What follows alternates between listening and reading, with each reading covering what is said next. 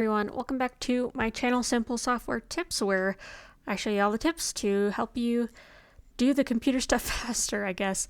Today I'm going to be showing you how to airdrop a file or photo from your computer to your iPhone. So I'm currently on a Mac, so you do need to be a Mac user for this, but I am currently, this is a picture, an old picture of my daughter, so I want it to be on my phone rather than on my desktop. So you can either right click on it if it's the file and you're in the file browser, but if you're just here on a picture, go to File, Share, and then before you go ahead and hit airdrop, just make sure that your phone is open and unlocked.